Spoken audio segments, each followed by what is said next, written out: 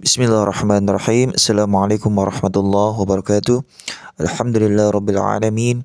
Segala puji hanya milik Allah Subhanahu wa taala yang menciptakan segala yang tampak dan tersembunyi, yang menurunkan syariat dan menyinari roh dengan ma'rifat. Dialah yang menjadikan cahaya sebagai petunjuk dan roh sebagai rahasia kehidupan. Salawat dan salam semoga tercurah kepada baginda Nabi besar Muhammad sallallahu alaihi wasallam, sang kekasih Allah, pemilik nur agung yang menerangi seluruh alam semesta.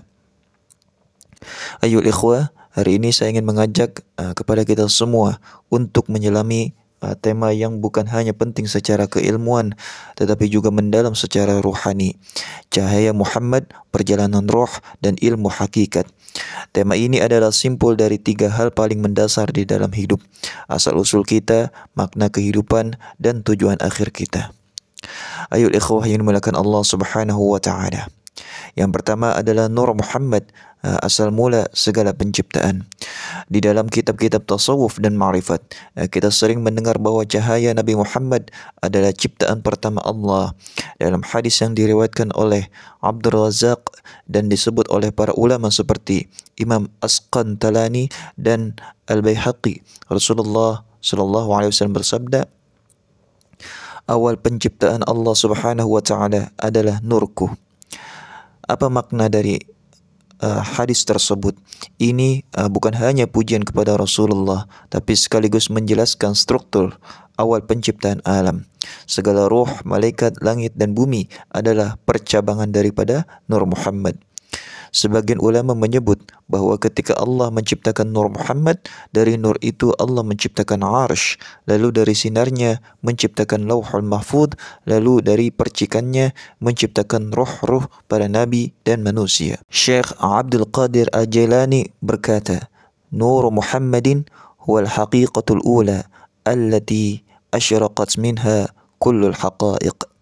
Cahaya Muhammad adalah hakikat pertama yang darinya bersinar seluruh hakikat lainnya. Jadi jangan heran jika para wali menyebut bahawa roh kita pun berasal dari Nur Muhammad. Bukan dalam artian fisik, tapi dalam artian asal rohani dan potensi ilahi. Maka mengenal Rasulullah sallallahu alaihi wasallam sejatinya adalah mengenal asal diri kita sendiri. Ayyuhal ikhwah yang dimuliakan Allah Subhanahu wa taala. Lantas bagaimana perjalanan roh dari langit ke dunia dan kembali lagi ke cahaya?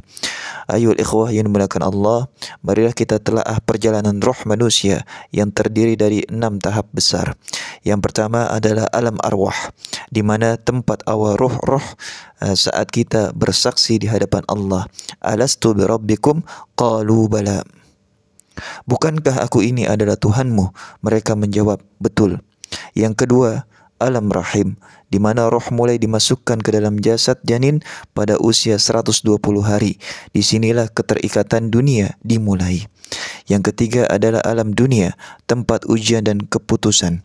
Roh yang berasal dari cahaya diuji dengan dunia yang cenderung pada kegelapan. Yang keempat adalah alam barzakh. Setelah kematian, roh tidak mati tapi berpindah ke fase penantian yang sadar. Yang kelima adalah mahsyar, di mana hari pengumpulan dan hisab, di mana seluruh tabir akan dibuka dan cahaya akan menjadi pembeda. Yang keenam adalah akhirat, di mana syurga atau neraka tergantung seberapa baik kita menjaga cahaya roh kita selama hidup kita di dunia. Roh yang tidak menjaga cahaya akan merasakan sempitnya alam kubur. Sebagaimana yang disebutkan di dalam hadis, Al-qabru raudhatun min riyadil jannah aw hufratun min hufarin niran. Kubur itu bisa menjadi taman daripada taman-taman syurga atau lubang dari lubang api neraka. Ayyuhal ikhwah yang dimuliakan Allah Subhanahu wa taala. Yang selanjutnya mengenai ilmu hakikat. Ilmu hakikat adalah ilmu tentang realitas batiniyah, bukan sekadar ilmu lahiriyah. Syariat itu ibarat kulit, sementara hakikat adalah isi. Tanpa ilmu hakikat, ibadah menjadi rutinitas. Dalam ilmu hakikat, ibadah menjadi pengalaman spiritual yang hidup. Imamul Ghazali berkata, ilmu tanpa hati adalah seperti tubuh tanpa roh. Ilmu hakikat bukan hanya untuk para sufi. Setiap muslim perlu menyadari bahwa Allah tidak hanya dilayani dengan fisik, tapi dengan hati. Contoh, salat tanpa rasa akan menjadi beban. Tapi salat dengan hati adalah mi'rajul mu'minin, pendakian rohani menuju Allah. Selanjutnya adalah cahaya di dalam zikir dan salawat. Lantas ayuhal ikhwah, bagaimana kita menjaga cahaya ruh? Jawabannya adalah dengan zikrullah, salawat dan mahabbah. Ala bidzikrillah tatma'innul qulub. Hanya dengan mengingat Allah, hati akan menjadi tenang. Dan Rasulullah sallallahu alaihi wasallam bersabda, "Man shalla 'alayya wahidan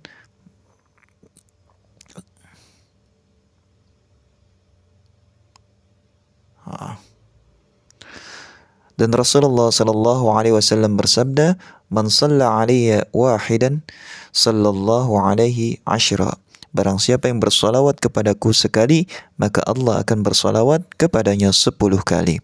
Zikir dan salawat bukan sekadar bacaan, tapi proses penyucian ruh dari debu dunia, sekaligus hubungan langsung dengan asal cahaya.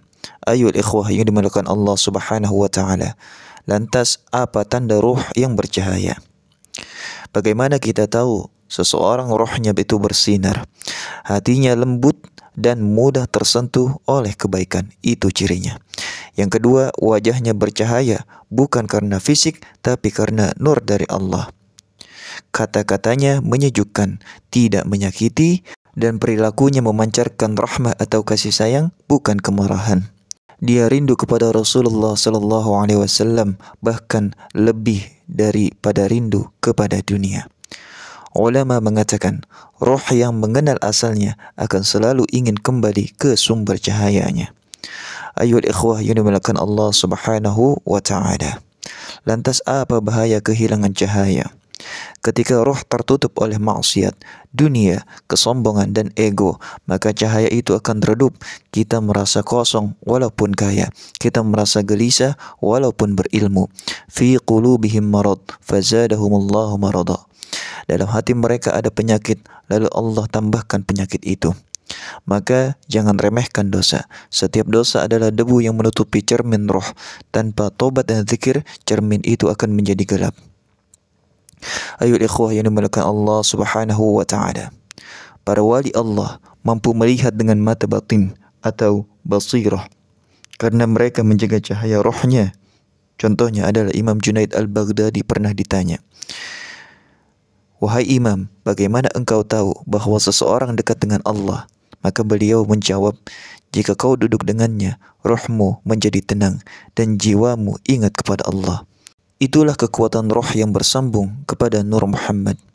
Ayuhal ikhwah yang dimuliakan Allah subhanahu wa ta'ala. Lantas, apa makna kematian? Yaitu pada hakikatnya adalah kembali kepada cahaya. Kematian bukanlah akhir, tapi awal dari kembalinya roh kepada sumbernya. Ya ayyatuhan nafsul mutmainnah, irja'i ila rabbika radiyatan maradiyah. Roh yang tenang akan kembali kepada cahaya, tapi roh yang gelap akan dihalangi cahaya itu. Sebagai penutup ayuhal ikhwah, ingatlah asalmu. Kita berasal dari cahaya, jangan hidup dalam kegelapan. Jagalah rohmu, kenalilah asalmu, sambunglah hatimu kepada Rasulullah, karena beliau adalah cahaya awal dan syafaat akhir. Mari kita akhiri dengan doa.